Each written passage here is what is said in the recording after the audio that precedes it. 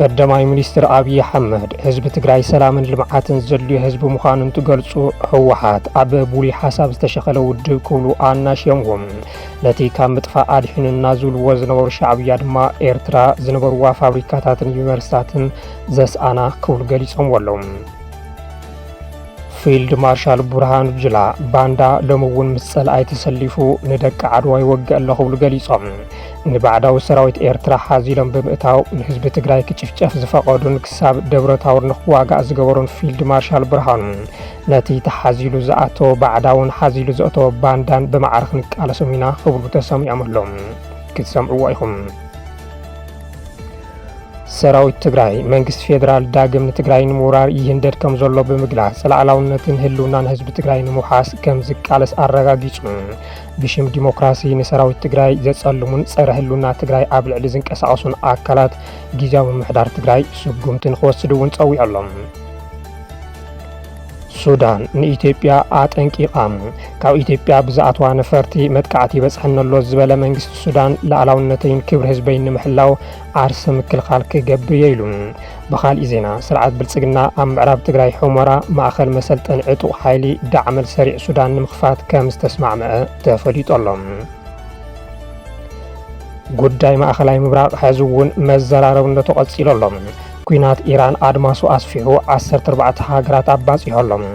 ኢራን ካብ ገዲም ምስ ኣሜሪካ ከም ዘይትደራደር ብዕልን ተፍልጥ ሰሜን ኮርያ ድምፂ ኣስሚዓ ኣላ። ትራምፕ ኣብ መዓልትታት ንምዛም ዝኣተውዎ ኩናት ክሳብ 5 ሰሙን ክወስድ ከም ዝኽእል ኣፍሊጦም ኣሎም። ክንምለስ ኢና። ሰላም ኣብ ዝተፈላለዩ ኩርናዓት ዓለም ብምዃን ምስ ትግራይ ቱደይ ዘለኹም ክቡራት ተኸታተልትና ዕለታዊ ዜናና ቀንዲ ነጥብታት ብምቕዳም ጀሚርና ኣለና። ሓደሽትን ኣገደስትን ሓበሬታታት ንኽበጽሑኹም ንቻናልና ላይክ፣ ሼርን ሳብስክራይብን ንኽትገብሩ እናዓደምና ሕዚ ብዝርዝር ክነስምዐኩም። ህዝቢ ትግራይ ብመንነቱ ዘይደራደርን ብተደጋጋሚ ኣብ ዘካየዱ መኸተ መረርቲ ወራራት ብምስዓር ጀግንነቱ ዘመስከረ ምዃኑ ኣቦ ወንበር ህወሓት ዶክተር ደብረጽዮን ገብረ ሚካኤል ገሊፆም። ዶክተር ደብረጽዮን ነዚ ዝገለጹ ኣብ ከተማ ዓድዋ መበል 130 ዓመት ዝኽሪ ውግእ ዓድዋ እንትኽበር እዩ። ኣብቲ በዓል ዓወት ዓድዋን ቅድሚኡን ዝተፈላለዩ ወራራት ከም ዝነበሩን ህዝቢ ተወዲኡ ከም ዝመከቶምን ከም ዝሰዓሮምን ዘዘኻኸሩ ዶክተር ደብረጽዮን ኣብ ዓወት ዓድዋ ንጸለምቲ ህዝብታት ተስፋ ከም ዝሃበ ገሊፆም። ኣብቲ ኩናት ዓድዋ ግደ ደቂ ኣንስትዮን ዝተወደበ ህዝብን ዓቕሚ መሪሕነት ከምኡውን ራእሱ ኣላ ብምጽላሕ ዝገለጹ ኣቦ ወንበር ህወሓት እዚ ወለዶ እውን ክብሪ ወለዱ ዝወረሰ ህዝቢ ምዃኑ ገሊፆም እዮም። ዋና ኣመሓዳሪ ዞባ ማእኸል ትግራይ ኣይተ ሽሻይ ግርማይ ብወገኖም ቅድሚ 130 ዓመት ወራሪ በዝሕን ዘመናውን ዕጥቂ ሒዙ መሳፍንትን እንባዕሎም ኣፈላላይ ኣለዎም ብምባል ከም ስዕርቲ ኣማሚኑ ስሑት ወራር ከም ዘካየደ ኣዘኻኺሮም። ደርጊ እውን ብስሑት ስሌት ልዕሊ 7 ግዜ ወፍርታት ከም ዘካየደን ከም ዝተሰዓረን ብምግላጽ ሕዚ እውን ታሪኽን መንነትን ህዝቢ ትግራይ ንምጥፋእ ይጽዓር ከም ዘሎ ገሊፆም። ይኹን እምበር ብመንነቱን ግዝኣቱን ዘይደራደር ህዝቢ ትግራይ ኣብዚ ሕዚ እዋን ብዕሊ ንዝተኣወጀ ወራር ንምምካት ኣብ ላዕላውነት ኣይንደራደርን ተመዛበልቲ ይመለሱን መሰል ዓርሲ ውሳነ ንምርጋጽ ከም ዝወሰነን ገሊፆም። ስለዚ ሕቶታት ህዝቢ ብሰላማዊ ክፍትሑ እንተዘይተፈትሖም ግና ንመኸተ ክዳሎ እቶም ኣመራርሓ ጸዊዖም። ከም ዝፍለጥ መንግስቲ ኢትዮጵያ ኣብ ዝሓለፉ ዓመታት ኣብ ልዕሊ ህዝብና ዝፈጸሞን ሰላሕታ ይፈጸሙ ዘሎ ጀኖሳይድ ንምቕጻል በቅጽም ህዝብና ሰራዊት ትግራይና ጥቅምት 23/2015 ዓ.ም ዝፈረሞ ስምምዕ ፕሪቶሪያ ቀዲዱ ብምድርባይ ዝተኸለፈ ጥቃት ጀኖሳይድ ንምቕጻል ይሸባሸበሉ። ይኹን እምበር ኣብ መወዳእታ መበል 130 ዓመት ውግእ ዓድዋ ኣብ ነኽብረሉ እዋን እውን ፖለቲካዊ ሽግር ብሰላም ብዘተ ክፍታሕ ዛዕሪ ከም ንገብር ደጊምና ንኽድል። ቀዳማይ ሚኒስትር አብይ አህመድ ህዝቢ ትግራይ ሰላምን ልምዓትን ዘልዩ ህዝቢ ምዃኑን ትገልጹ ህወሓት ኣብ ቡሊ ሓሳብ ዝተሸኸለ ውድብ ክብሉ ኣናሽየምዎም ነቲ ካብ ምጥፋእ ኣድሒኑና ዝብልዎ ዝነበሩ ሻዕብያ ድማ ኤርትራ ዝነበርዋ ፋብሪካታትን ዩኒቨርሲታትን ክትስእን ዝገበረ ክብሉ ገሊፆምዎም። ህዝቢ ትግራይ ሰላምን ልምዓትን ይግብኦ፣ ሰላምን ልምዓትን ይፈቱ፣ ሰላምን ልምዓትን ተቃሊሱ ዘሎ በአንጻሩ ዳግም ውግእን እንወትን ኣይግብኦን ዝብል ጽኑዕነት ያለኒ እዚ ዘረባ ቀዳማይ ሚኒስትር አብይ አሕመድ ቅድሚ 5 ዓመታት ብቋንቋ ትግርኛ ምስ ዝገበርዎ ቃለ መሕተት ዘመሳሰልዎ ብዙሓት እዮም። ቀዳማይ ሚኒስትር አብይ ኣብ መወዳእታ 2012 ዓመተ ምህረት ምስ ፋና ቴሌቪዥን ኣብ ዝነበሮም ቃለ መሕተት ህዝቢ ትግራይ ሰላምን ልምዓትን ከም ዝደሊ ንህዝቢ ትግራይ ማስክን ኣፋውስን እምበር ጥይት ከም ዘይልእ ኩሉ ምስ መንግስቲ ኤርትራ ብምዃን ንህዝቢ ትግራይ ከም ዘይወቅዎ ቃልኣት እዮም ነይሮም። ውግእ ኣይንሓስብን ኣይህልውን ዝብል እምነት ኣለኒ። መንግስት ኤርትራ ንመንግስት ኢትዮጵያ ብሓባር ኮይና ንኢትዮጵያ ንውጋእ ኢሉ ክጽውዕ ዝኽእል ኢልካ ሓሳብ በኣሉ እዚ ሓጢኣት እዩ። ከመይ ኢሎም እዮም ምስሓኩም ኮይና ህዝብኩም ንውጋእ ዝብሉ? ናቶም ንግደፎ ንሕና ድማ መንግስቲ ኢትዮጵያ ንመንግስቲ ኤርትራ በጅኻናኣ ብሓደ ኮይና ንሃገረይ ንውጋእ ኢሉ ክእድሙ ኣይኽእልን። ይኹን እምበር ቀዳማይ ሚኒስትር አብይ ኣብ ልዕሊ ህዝቢ ትግራይ ኩናት ንምኽፋት ካብ 2-3 ኣዋርሕ ንላዕሊ ግዜ ኣይወሰደሎምን። እቲ መንግስቲ ኢትዮጵያ ከመይ ገይሩ ንህዝበይ ውግእ ኢሉ ንመንግስቲ ኤርትራ ይዕድሞም እዚ ዕብዳን እዩ ዝበልዎ እውን ናብ ተግባር ንምቕያር ነዊሕ ኣይጸንሑን። መንግስቲ ኤርትራ ሰራዊቱ ናብ ትግራይ ብምእታው ንህዝቢ ትግራይ ክጭፍጭፍ ንብረቱ ክጉሕል ክዕኑን ፈቒዶምሉ።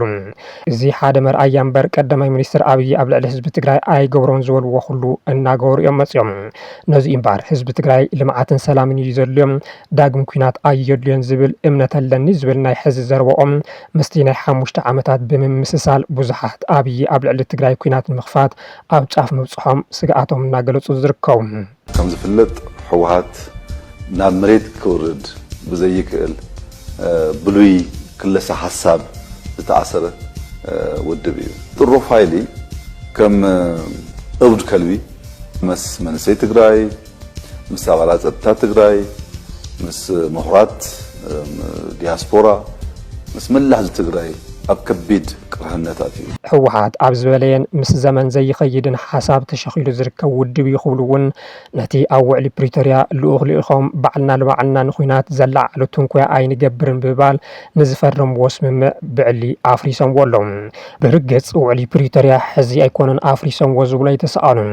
ሕጋዊ ሰውነት ሕወሓት እንትስርዙ ፕሪቶርያ ኣይትበሉ ፕሪቶርያ እኮ ንጌታቸው ጀነራል ጻድቃንን ኣሰፋ ብርሃንዮም ፈሪሞምዎም ንሳቶም ከዓ ምሳና ኣለዉ ብምባል እቲ ውዕሊ ንውልቀ ሰባት እንትህብዎም ንትግራይ ዝወግእ ሓይሊ እንትዕጥቁም ኣብ ትግራይ ደብዳብ ድሮን እንትገብሩ እዮም ብዕሊ ጥሒሶምዎ ይብሉ።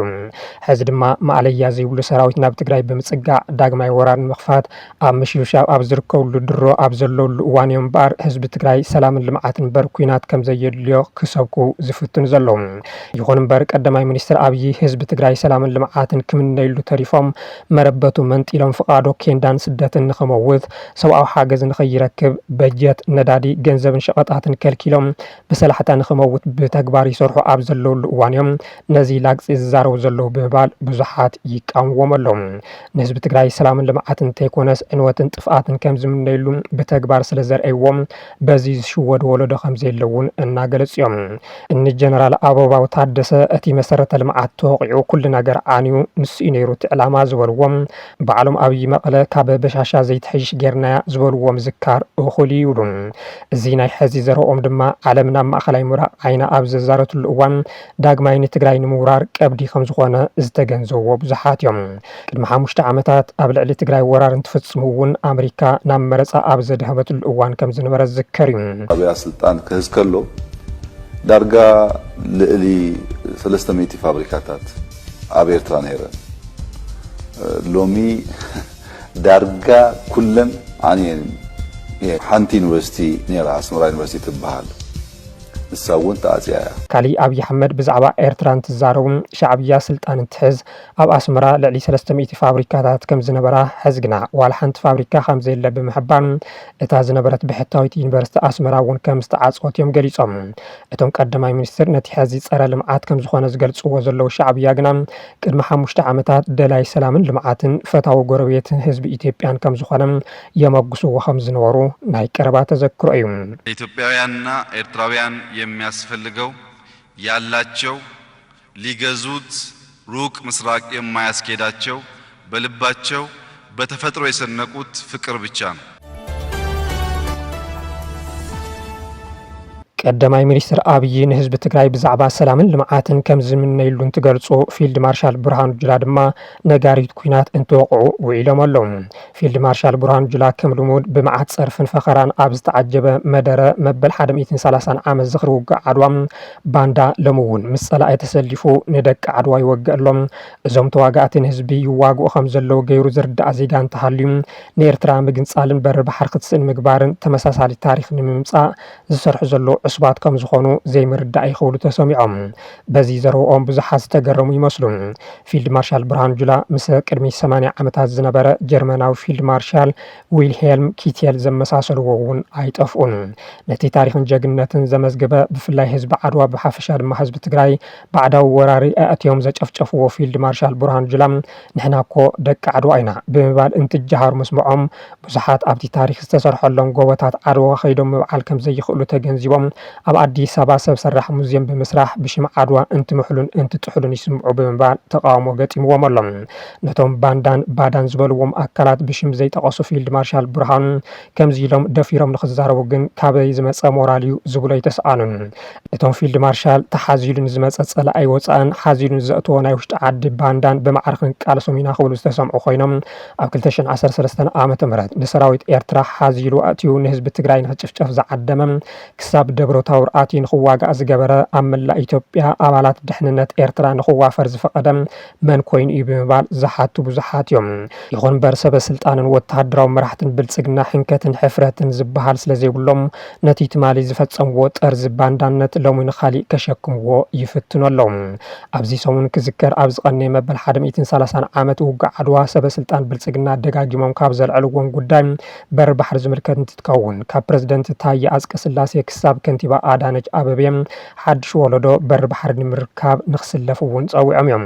መሰል ምርካብ በሪ ባሕሪ ሰማዕታት ዓድዋ ምስ ዘውረሱና ሓደራ ላዕላውነት ዘይነፃፀል ዝበሉ ፕረዚደንት ታየ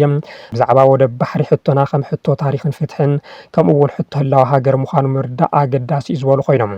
መንፈስ ዓድዋ ዝፅየፎ ዕሱብነት እዩ። ተገዛእነት ዕሱብነትን ባንዳነትን ክሕዝንን ከተዓዛዝብን ይኽእል እምበር ንኢትዮጵያ ስዒርዋ ኣይፈልጥን ኢሎም ፕረዚደንት ታየ ኣጽቀሥላሴ ዝተንከፍዎ ጉዳይ በሪ ባሕርን ዘይተርፍ ኩናትን ከንቲባ አዳነች አቤቤ ግልጽልጽ ዘበልኦ ኮይነን በሪ ባሕሪ ተዓጽይዎ ዝነብር መንእሰይ የለን ግን ብሰላማዊ መንገዲ ይኽብላ ተሰሚዐን። ከንቲባ አዳነች ምስ መናእሰይ ከተማ አዲስ አበባ ኣብ ዘካየዶ ኣኼባ ሓቂ ዓለም ለኸ ሕጊ ታሪክ መረዳእታን ሰነድን ኣለና ብምባል ነቲ ቀዳማይ ሚኒስትር ኣብ ፓርላማ በሪ ባሕሪ በየናይ ውሳነ ከም ዝኸደ ካብ ካቢኔ ክሳብ ፓርላማ መረዳእታን ሰነድን ስኢናሉ ንዝበልዎ ዘፍርስ ዘረባ ተዛሪበን። ርግጽ እዩ ሓደ እዋን በሪ ባሕሪ ተዓጽዩና እዩ ዝበላ እተን ከንቲባ እንተኾነ ሕዚ ነዚ ዝቕበል ወለዶ ኣይኮነን ዘሎም ብዝኾነት ጎረቤት ሃገር ኩናት ኣይንደልን ሓንቲ ጥይት ምብኻን ሓደ ሰብ ክመውት ኣይንደልን ይብላሞም በሰላማዊ መንገዲ ዘይከኣል እንተኮይኑ ግና ንሕና ደቂ ዓድዋ ኢና ብምባል በሪ ባሕሪ ብኩናት ክንምልሶ ኢና ክብላ ተሰሚዐን ኣለዋ። በዚህ ሰላማዊ መንገድ ከአቅም በላይ ሆኖም ተሟጦ የማይቻል ከሆነ እኛ ደግሞ የአድዋ ልጆች ነን ማለት ነው። ሰራዊት ኤርትራ ኣብ መሬት ትግራይ እናሃለወ ሱዳን መሬት ኢትዮጵያ ወሪሩ ኣብ ዝሓዘሉ እዋን ጅቡቲ ብተደጋጋሚ ናብ ግዝኣት ኢትዮጵያ ብምእታው ደብዳብ ድሮን ኣብ እትፍጽመሉ ሃገር ሰበስልጣንን ወተሃደራዊ መራሕትን ብልጽግና ግና ወግሐ ፀብሐ ብዛዕባ ላዕላውነት እንተልዕሉ ይስምዑ። ብዛዕባ ኣየነይቲ ላዕላዊት ሃገር እዮም ዝዛረቡ ዘለዉ ንዝብል ሕቶ ግና መልሲ የብሎምን። ባንዳው ግን ዛሬም ከጠላት ተሰልፎ የአድዋ ልጆች የወጋ ነው። ሰራዊት ትግራይ መንግስት ፌደራል ዳግም ንትግራይ ንምውራር ይህንደድ ከም ዘሎ ብምግላጽ ላዕላውነትን ህልውናን ህዝቢ ትግራይ ንምሓስ ከም ዝቃለስ ኣረጋጊጹ። ብሽም ዲሞክራሲ ንሰራዊት ትግራይ ዘጸልሙን ጸረ ህልውና ትግራይ ኣብ ልዕሊ ዝንቀሳቐሱን ኣካላት ጊዜያዊ ምምሕዳር ትግራይ ስጉምቲ ንክወስዱ እውን ፀዊዑ። ኣብ እዋናዊ ጉዳያት ኣመልኪቶም ገምጋም ከም ዘካየዱ ዝገለጹ ላዕለዎትን ማእኸሎትን ኣመራርሓ ሰራዊት ግንባር ሰሜን ምብራቅ በዓል 9 ነጥቢ መግለፂ ቅዋም ዘውፅኡ እንትኾኑ ነቲ ብባይቶ ፌደሬሽን ተወሲኑ ብቦርድ መረፃ ዝወፀ ንግዝኣት ትግራይ ትግራይ ዘህግር ውሳነ ህዝቢ ትግራይ ንዝገበሮ ተቃውሞ ከም ዝድግፍዎ አረጋጊጾም እቲ መንግስቲ ብልጽግና ዝጀመሮ ግዝኣት ትግራይ ዝቆራርስን ህዝቢ ትግራይ ዝበታትንን ጆኖሳይዳዊ ውሳነ እንተዘይ አሪምዎና በተግባር እንተሰጋጊርዎን ምስ ካልኦት አህዱታት ብምዃን ሕገ መንግስታዊ ግዝኣትና ንህላው ህዝብናን ከም ነረጋግጽ ክንሕብር ንፈቱ ዝበሉ እቶም አመራርሓ ኣብ ልዕሊ ህዝቢ ትግራይ ዝፍጸም ካሊእ ዙር ጆኖሳይዳዊ መጥቃዕቲ ብጽንዓት ከም ዝምክትዎ አፍሊጦም ንስርዓትን ክብርታቱን ዝቃለስ ህዝቢ ትግራይን ሰራዊቱን ናይ ጸላ አጀንዳ ብዝተሰከሙ ህዝቦም ብዝኽሓዱ ተጋሩ ይጽረፍን ይዋረድን ኣሎ ዝበለት መግለጺ ብፍላይ ብሽም ዲሞክራሲ ኣብ ልዕሊ ሰራዊት ትግራይን መኸቱን ዝበጽሑ ዘለዉ ፕሮፓጋንዳዊ መጥቃዕትታት ቀይሕ መስመር ዝሓለፉን ብሄራዊ ሓደጋ ዘስዑን ስለ ዝኾኑ እዞም ኣብዚ ጸረ ክብርን ህልውናን ትግራይ ዝኾነ ነውሪ ዝተዋፈሩ አካላት ብሕጊ ክሕተቱ ንግዜያዊ ምምሕዳር ትግራይ ንላዕለዋይ መሪሕነት ሰራዊት ትግራይን ጻውዒትና ነቐርብ ኢሎም ብብልጽግና ዝምራሕ መንግስቲ ኢትዮጵያ ድሕሪ ውዕል ፕሪቶሪያ እውን እንተኾነ ኣብ ክንዲ ካብ ገይጉ ተማሂሩ ንሰላም ዘቐድም በጀት ብምጉዳልን ብምኽልካልን ነዳድን መሰረታዊ ሸቐጣት ብምእጋድ ባንክታት ጥረ ገንዘብ ከይህሉ ብምግባርን ንተመዛበልቲ ሓገዝ ብምኽልካልን ሰላሕታዊ ጽንተት ይፍጽም ኣብ ዘለሉን ካብ ሰላሕታዊ ጽንተት ሓሊፉ ናብ ካሊእ ዙር ቅሉዕ ወራር ይህንደደሉ ኣብ ዘለሉ እዋን ብዚ ጽንተታዊ ሓይሊ ብምዃን ገሊኦም ብዕጥቂ ገሊኦም ብፖለቲካ አንጻር ትግራይ ትቃለሱ ዘለኹም ተጋሩ ካብዚ ታሪኻውን ሞራላውን ተሓታትነት ዘስዕብን ዳሕራይ ዘጣዓሰኩም ናይ ክሕደት ተግባር ወፂኹም ኣብ ጎንቲ ክጸንትን ክዋረድን ዝተሓቀነሉ ህዝብኹም ንኽትስለፉ ምኽረና ንልግስ ጻውዒትና ነቕርብ ብምባል እውን ነቶም ኣብ ጎኒ ስርዓት ብልጽግና ዝተሰለፉ ተጋሩ ጻውዒት ኣቕሪቦም ኣለዉ ላዕለዎትን ማእኸሎትን ኣመራርሓ ግንባር ሰሜን ምብራቕ ሱዳን ንኢትዮጵያ አጠንቂቃ ካብ ኢትዮጵያ ብዝኣትዋ ነፈርቲ መጥቃዕቲ ይበጽሐነሎ ዝበለ መንግስቲ ሱዳን ላዕላውነተይን ክብሪ ህዝበይ ንምሕላው መሰል ዓርሰ ምክልኻል ክገብር የኢሎም ብኻልእ ዜና ስርዓት ብልጽግና ኣብ ምዕራብ ትግራይ ሕሞራ ማእኸል መሰልጠኒ ዕጡቕ ሓይሊ ዳዕመል ሰሪዕ ሱዳን ንምኽፋት ከም ዝተስማዕምዐ ተፈሊጦሎም ሚኒስትር ጉዳያት ወጻኢ ሱዳን ኣብ ዘውፅኦ መግለጺ ከም ዝሓበሮም ሰበስልጣን ኢትዮጵያ ካብ መሬት ኢትዮጵያ እናተበገሳ ናብ ሱዳን ብምእታው ኣብ ውሽጢ ሱዳን ኣብ ልዕሊ ዝርከቡ ዒላማታት ብምግባር ሰብ ኣልቦ ነፈርቲ ወይ ድማ ድሮናት ይልኡኹለ የለው ብምባል ሱዳን ላዕላውነታን ግዝኣታዊ ሓድነታን ናይ ምክልኻል መሰላኸም ትጥቀም አጠንቂቆሎም መንግስቲ ሱዳን ኣብ ሙሉእ ወርሒ ለካቲት ከምኡ እውን ኣብ መጀመርታ ወርሒ መጋቢት ዓመት ፈረንጂ ድማ ካብ ግዝኣታት ኢትዮጵያ ብምብጋስ ኣብ ውሽጢ ሱዳን ዝርከቡ ዒላማታት ዘጥቃዕ ሰብ ኣልቦ ነፈርቲ ኣተዋ ከም ዘለዋ ክከታተል ከም ዝጸንሐ ዝገለጸ ኮይኑ እዚ ንጹር ምድፋር ላዕላውነት ሱዳን ከምኡ እውን ቁልዕ መጥቃዕቲ ሃገር ሱዳን ይኽብል ገሊጽዎም ንሰበስልጣን ኢትዮጵያ ካብዚ ተንኳያይን ተጸባይን ተግባራት ንኽእር ነው ዘጠንቀቐ መንግስቲ ሱዳን ንኸምዚ ዝኣምሰለ መጥቃዕቲ ብዝተፈላለየ መንገድን ኣግባባትን ምላሽ ክህብ ከም ዝኾነን ላዕላውነትን ግዝኣታዊ ሓድነትን ናይ ምክልኻል መሰሉ ከም ዝጥቀምን ኣነጺሩ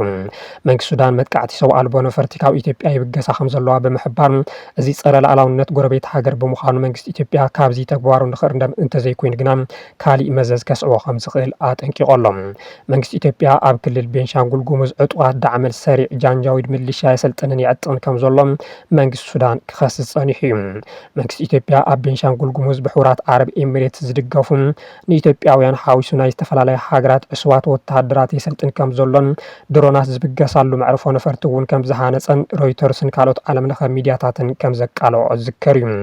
በዚ እውን ድሮናት ካብ ኢትዮጵያ እናተበገሳ ኣብ ደቡብ ሱዳን ብፍላይ ድማ ኩምሩክ መጥቃዕቲ እናፈጸማ ዝጸንሐ እንትኾና ሓላፊ ሽግግር ላዕላዊ ቤት ምክሪ ሱዳን ጀነራል አብዱልፈታህ አልቡርሃን ኣብዚ ጉዳይ ንምዝራብ ናብ አዲስ አበባ ንኸዱ ቀዳማይ ሚኒስትር አብይ አሕመድ ብተደጋጋሚ ሕቶ ቀሪቦም መልሲ ከም ዘይረኸቡ ኣብዚ ሰሙን ምግላጾም ዝከር እዩ ሕዚ ድማ መንግስቲ ኢትዮጵያ ካብዚ ተግባሩ እንተዘይተኣርኒቡ ንባዕለይ ክከላኸል ይኽብል መንግስቲ ሱዳን መግለጺ ኣውፂኦም መንግስቲ ኢትዮጵያ ግና በዚ ከይተዓገተ ኣብ ምዕራብ ትግራይ እውን ካሊእ ማእኸል መሰልጠኒ ዕጡቓት ወሃቢ ህጹጽ ደገፍ ዳዕመል ሳሪዕ ንምኽፋት ኣብ ስምምዕ ከም ዝበጽሐ ዝግለጽ ዘሎ ካብ እሙናት ፍልፍላት ዝረኸብናዮ ሓበሬታ ከም ዘመልከቶም ስርዓት ብልጽግና ኣብዚ ሰሙን ንኣመራርሓ ዳዕመል ሰሪዕ ሱዳን RSF ናብ ከተማ ሕሞራ ብሄሊኮፕተር ሒዝዎም ብምኻድ እቲ ማእኸል መሰልጠኒ ዝስርሐሉ ቦታ ተዓዚቦም ተመሊሶም ኣለዉ እቲ ማእኸል መሰልጠኒ ከምቲ ናይ ቤንሻንጉል ጉሙዝ ብኤሚሬትስ ዝምወል ኮይኑ ዕላምኡ ድማ እቲ ዕጡቕ ሓይሊ ካብ ሕሞራ እናተበገሰ ንመንግስቲ ሱዳን ምውቃዕ እዩ ኣብዚ ሕዚ እዋን ስርዓት ብልጽግናን ብጀነራል መሐመድ ዳጋሎ ሄሚቲ ምስ ዝምራሕ ሓይሊ ብሓባር ይሰርሑ ከም ዘለዉ ዝሕብሩ እቶም ፍልፍላት ፈለማ ንሱዳን ትግራይን ምውቃዕ ቀፂሉ ድማ ንኤርትራ ምውጋእ ዝብል ሓበራዊ ትልሚ ሒዞም ይሰርሑ ከም ዘለዉ ይገልጹ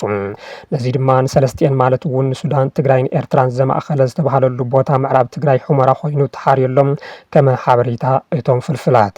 ጀነራል ሓምዳን ዳጋሎ ኣብ ዝሓለፈ ሰሙን ካብ አቡዳቢ ናብ ኡጋንዳ ኣብ ዘምርሕሉ እዋን መንግስቲ ኤርትራ ንሰራዊት ሱዳን ይሕግዝ ከም ዘሎን ንሱ ብዝሕግዞ ፀረ ድሮናት ድማ መጥቃዕቲ ትዕጡቕ ሓይሊ ይኹለፍ ከም ዘሎን ምግላጾም ዝዝከር እዩ ብምዃኑ እውን ከምቲ ድሮናት ኣብ ቤንሻንጉል ጉሙዝ ብምዕራድ ናብ መሬት ሱዳን እናተወርወራ ዝፍጽማ ዘለዋ መጥቃዕቲ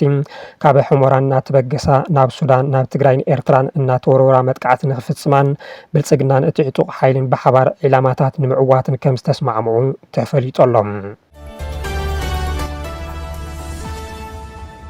ጉዳይ ማእኸላይ ምብራቕ ሕዚ እውን መዘራረብነቱ ቀፂሉ ኣሎ ኩናት ኢራን ኣድማሱ ኣስፊሑ ዝተፈላለዩ ኣካላት ይሳተፍሉ ኣለው ኢራን ካብ ገዲም ምስ ኣሜሪካ ከም ዘይትደራደር ብዕልን ተፍልጥ ሰሜን ኮርያ ድምፂ ኣስሚዓ ኣላ ፕረዚደንት ሰሜን ኮርያ ኪም ጆንግ ኡን ኢራን ኣንጻር እስራኤል ኣብ ትገብሮ ቃልሲ ሚሳኤላት እንተሓቲታትና ክንህባ ድልዋት ኢና ብምባል ሓደ ሚሳኤል ንእስራኤል ንብድምሳስ እኹል ይኽብሉ ተሰሚዖም ኣለው እዚ ድማ ንኣሜሪካን እስራኤልን ካሊእ ሕማም ርእሲ ተወሲኹለን ኣሎ ብኻሊእ ወገን ሃገራት ዓርብ ጥምር ሰራዊት ብምፍጣር ኣንጻር ኢራን ሕነን ምፍዳይ ኣብ ስምምዕ ከም ዝበፅሐ ይግለጽ ኣሎ ሕዚ ጉዳይ ኢራን ኣድማሱ ኣስፊሑ ዘባውና ምዃን ተሰጋጊሩ ይርከብ እቲ ብቴክኖሎጂ ዝወረዶ ኣጽዋር ብርሕቐት ዝግበር ዘሎ ውግእ ሕዚ ናብ 14 ሃገራት ተስፋፊሑ ይርከብ ኢራን ወተሃደራዊ ማእኸላት ኣለው ኣብ ዝበለቶምን ምስ ኣሜሪካ ምሕዝነት ኣብ ዘለወንን ሃገራት ደብዳባ ቀፂላ ኣላ እስራኤል እውን ኢራን ኣብ ልዕሊ ዝሕግዙ ጉጅለታት መጥቃዕቲ እናካየደት ትርከብ ኢራን ኣብ ልዕሊ እስራኤል ዓብዪ ዕንወት ኣብፅሑ ዝተባሃለሉ ደብዳብ ሚሳኤል ዘካየድን ትትከውን ስዑድ ዓረብን ሕብራት ዓረብ ኤሚሬትስን በመጥቃዕቲ ኢራን ዝያዳ ተሃስየን ንኣሜሪካ ከለላ ምሕታት ጀሚረን ኣለዋ ኢራን ምስ ኣሜሪካ ከም ዘይትደራደር ብዕሊ ዘፍለጠት ኮይና እስራኤልን መሻርክታን ክሳብ ዝጠፍኣ ሕነ ከም ትፈድን እቲ መጥቃዕቲ ተጠናኺሩ ከም ዝቕፅልን ሓላፊ ፀጥታ ኢራን አሊ ላርጀኒ ገሊፆም ኣሎም ፕረዚደንት ኣሜሪካ ዶናልድ ትራምፕ ኒኩሌራዊ ኣጽዋር ዝተዓጠቐት ኢራን ንማእኸላይ ምብራቕን ኣሜሪካን ዘይፅወር ስግኣት ምዃኑ ተዛሪቦም ሰራዊት ኣሜሪካ ዘካይዶ ዘሎ መጠነ ሰፊሕ ስርሒታት ይቕፅል ከም ዘሎ ዝሓበሩ ዶናልድ ትራምፕ ቀንዲ ዕላማ ናይቲ ዝካየድ ዘሎ ስርሒታት ንዓቕምታት ሚሳኤል ኢራን ምዕናም ከምኡ እውን ንሓይሊ ባሕሪ እቲ ሃገር ምድምሳስ ኢሎም ዋላ እኳ ትራምፕ ከምዚ እንተበሉ ብዙሓት ተንተንቲ ፖለቲካ ማእኸላይ ምብራቕ ግና ዕላማቲ መጥቃዕቲ ሃፍቲ ነዳዲ ኢራን ንምቅርማት ከም ዝኾነ እዮም ዝገልጹ ትራምፕ ኣብ መዓልትታት ክውድእ እየ ዝበልዎ ስርሒት እውን ሕዚ ካብ 4 ክሳብ 5 ሰሙን ክወስድ ከም ዝኽእል ኣሚኖም ኣሎም በቲ ዝተባሃለ ሰሙናት ከይውዳእ ዶ ይኸውን ዝብል ናይ ብዙሓት ሕቶ ኮይኑ እቲ ጉዳይ ግና ብቐሊሉ ዝሃድእ ከም ዘይኮነ ንምርድኡ ዘጸግም ከም ዘይኮነ እዮም ማዕኸናት ዜና እናጸብጸባ ዝርከባ ኣብዚ ጉዳይ ከም ቻይናን ሩስያን ዝበላ ሃገራት እውን ክሕወስኦ ከም ዝኽእላን ናብ ሳልሳይ ኩናት ዓለም ናይ ምዕባይ ዕድሉ ሰፊሕ ከም ዝኾነን ስግኣታት ይወፁ ኣለው ክቡራትን ክቡራንን ስለ ዝተኸታተልኩምና ብምስጋና ሓድሽትን ኣገደስትን ሓበሬታታት ንኽበጽሖም ንቻናልና ላይክ ሼርን ሳብስክራይብን ንኽትገብሩ ብምዕዳም ኣብዚ ክንፍለየኩም ሰላም